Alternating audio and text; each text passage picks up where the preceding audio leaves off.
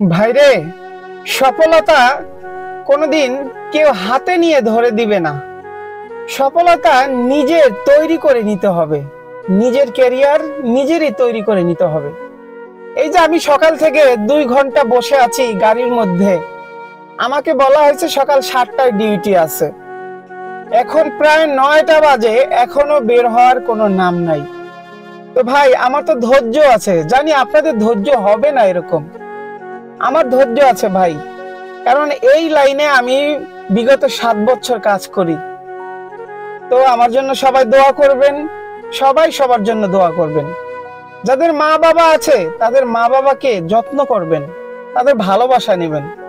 আমার মা বাবার অনেক ভালোবাসা আমি নিচ্ছি, কারণ কি জানেন, আমি যা ইনকাম করি আমার মা বাবাকে বলি এবং তাদেরকে খরচাপাতি দিয়ে দোয়া এবং ভালোবাসা নেই। ভাইরে, পৃথিবীতে সবচেয়ে বড় নিয়ামত হলো বাবা আর মা। যাদের বাবা মা আছে, হ্যাঁ, তাদের তো আর কোনো টেনশন নাই। যেই বাবা মা ছোট্ট থেকে আমাদের মানুষ করে এই পর্যন্ত নিয়ে এসেছে, মহান রব্বুল আলামিন এখন পর্যন্ত আমাদেরকে সুস্থ রাখছে, আমাকে সুস্থ রাখছে।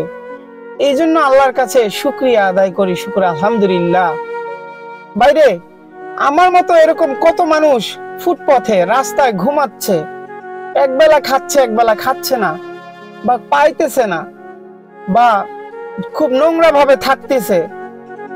আল্লাহ তো আমাকে সেভাবে রাখে নাই, আল্লাহ আমাকে অনেক ভালো রাখছে। এজন্য আল্লাহর কাছে লাখো কোটি শুকরিয়া। তো এই যে দেখেন বসে আছি, অনেক বৃষ্টি হচ্ছে। এই বৃষ্টির ভিতর খুবই ভালো লাগতেছে বসে, কারণ এসি ছাড়ি নাই, ঠান্ডা ঠান্ডা বসে আপনাদের সাথে আলাপ করতেছি, খুবই ভালো লাগতেছে। ভাই, আপনাদের কাছে অনুরোধ, যাদের মা বাবা আছে তাদেরকে অবহেলা কইরেন না। মা বাবা এমন একটা জিনিস, যাদের আছে তারা হয়তো বুঝে না, যাদের নাই তারা বুঝে। একটা সন্তান সকালে যখন স্কুলে যায়, তখন মা আর বাবা যখন দুজনেই তাকে বিদায় দেয়, তখন দুজনকেই দেখবেন হাসি মুখে আব্বু আসি, আম্মু আসি। আর যাদের নাই, তারা এই কথাটা বলতে পারে না, তাদের বুকটার ভিতরে মানে আগুন ধাউ ধাউ করে জ্বলে এরকম।